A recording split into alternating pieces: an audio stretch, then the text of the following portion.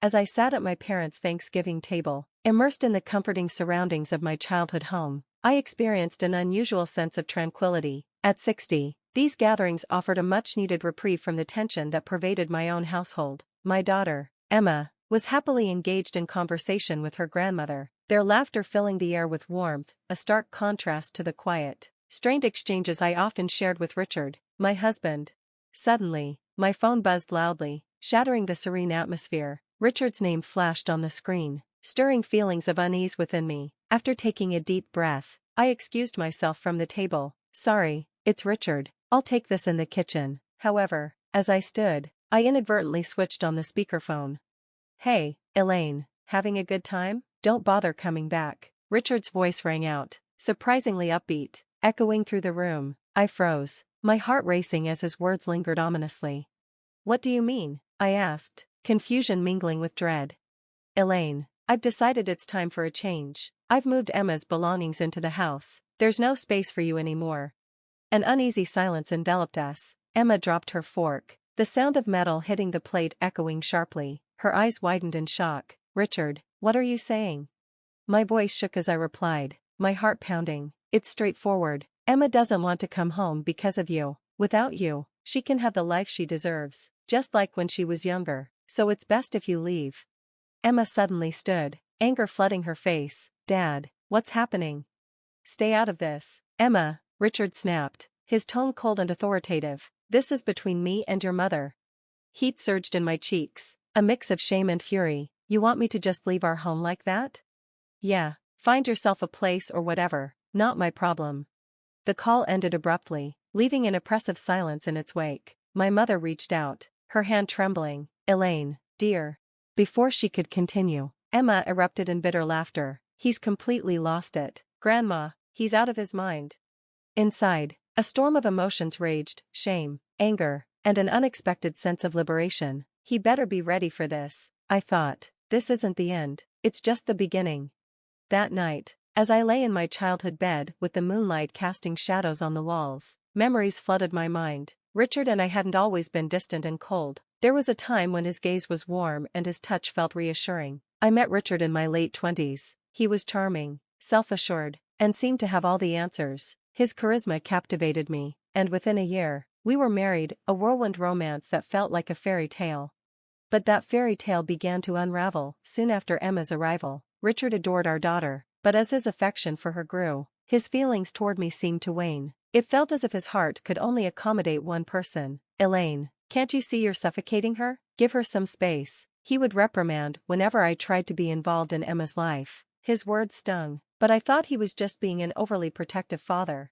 As Emma matured, Richard's resentment towards me deepened. The man who once cherished me now hardly acknowledged my presence and less to criticize. "Why can't you be more like Emma? She's only 10 and already so self-sufficient," he would scoff. I recall the night Emma, at 15, won an award at school. We were meant to celebrate as a family, but Richard turned it into a critique. "Elaine, why can't you accomplish something like our daughter? You're wasting your life," he said, his words piercing like arrows. I lay there, staring at the ceiling, feeling the weight of his disdain pressing down on me. It wasn't just his remarks, it was the dismissive glances, the heavy sighs, and the way he turned away when I walked into a room. I had become invisible and insignificant in my own home. That night, enveloped in silence, something began to shift within me. Richard's callousness and his disregard for our shared life ignited a resolve in me. I refused to allow him to erase me from my own narrative. Turning onto my side, I closed my eyes, but sleep evaded me. The shadows seemed to beckon, urging me to rise and reclaim my identity. Deep down, I knew I was prepared to take that leap.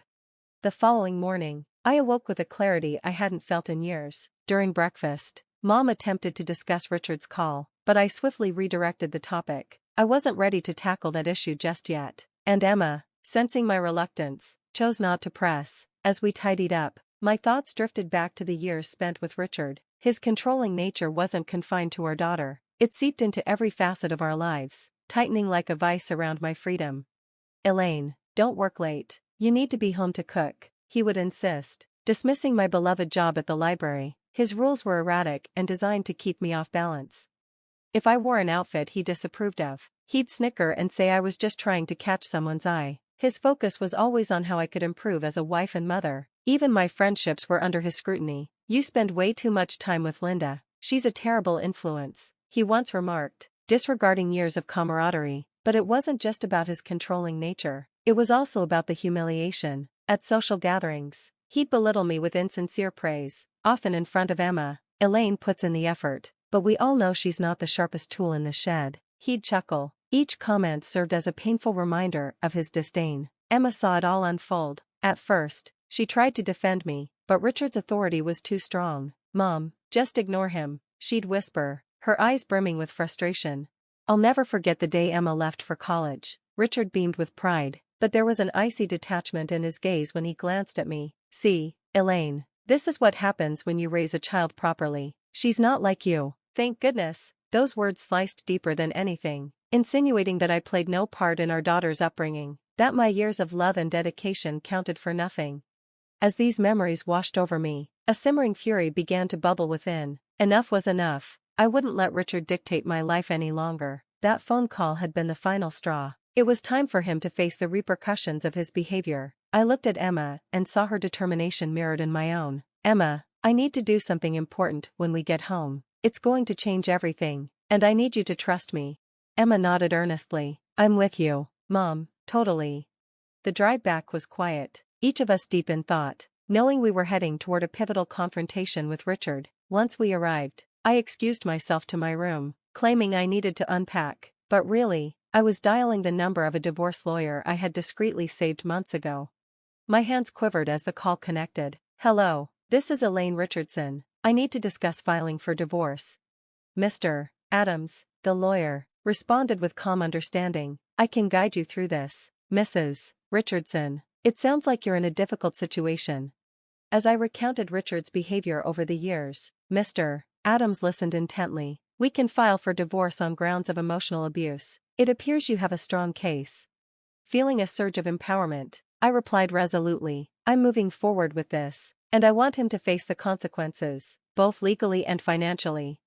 Mr. Adams reassured me, "We will work to ensure you receive what you're entitled to." After the call, a blend of fear and exhilaration washed over me. For the first time in years, I was reclaiming control over my life. Later that evening, Richard came home, his demeanor oozing with smugness. "Back already? Realized you have nowhere else to go?" His words stung, but I stood my ground. "I visited my parents' house." "Richard, you remember the place you practically pushed me into?" He scoffed. "I did us a favor. Emma and I are better off without you." "You're mistaken," I asserted firmly. "Emma is not a pawn in your games, and I'm not your prisoner anymore." Richard's face contorted with rage. "What nonsense are you spouting? You think you can survive without me?" Holding his gaze, I remained unwavering. "Just watch me." Emma stepped into the room, her expression one of resolve. "Dad, you've crossed a line. Mom doesn't deserve this." Richard sneered. "Oh, so now you're on her side? I thought you understood. Emma, your mother is worthless." Emma's eyes blazed with indignation. "No, Dad, the only worthless thing here is your cruelty. We're done living under your thumb." As we stood united against Richard's hostility, I knew we had reached a critical juncture. The battle lines were drawn, and I was prepared to fight for my freedom. The morning after our confrontation, the atmosphere in the house was thick with tension. Richard's usual arrogance seemed amplified, as if daring us to oppose him. While preparing breakfast, my hands trembled slightly, but my resolve remained strong. At the table, Richard broke the silence with his customary condescension. "So, Elaine, have you finally figured out your role, ready to beg for forgiveness?" I maintained a steady voice. "There's no need for me to beg, Richard, it's you who should reflect on your actions." He laughed derisively. "You've always been out of touch, Elaine, but this is a new low." Emma, who had been silent until then, spoke up firmly. "Dad, this isn't a joke. Mom is serious about filing for divorce." Richard's expression morphed through confusion and disbelief before erupting into fury. "Divorce? You think you can just walk away from me after everything I've done for this family?" "It's precisely because of what you've done," I interjected, my voice resolute. "Years of belittling, controlling, and humiliating me. I won't stand for it any longer." Richard slammed his fist on the table, his face a mask of fury. "I built this family. Without me, you're nothing." Emma shot to her feet, her chair scraping loudly. "You didn't build this family, Dad. you've ripped it apart. And Mom isn't just something you can dismiss. His eyes darted between us, a wild intensity brewing. You're ganging up on me, your own husband, your own father.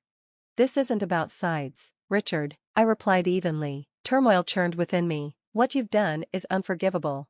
Richard's bitter laughter echoed through the room. You think you can leave and everything will be fine? You have no idea what's coming. I met his glare steadily. I know exactly what I'm facing, freedom from you. Emma stood firm, beside me. We're done with your control, Dad, it's over. Richard abruptly rose, his chair crashing to the ground behind him. You'll regret this, both of you. You have no idea what I'm capable of. As he stormed out, the weight of his anger lingered, almost suffocating. Yet, amidst that pressure, I felt a powerful sense of liberation. The fight for my freedom had begun, and I was ready to reclaim my dignity and secure my daughter's future.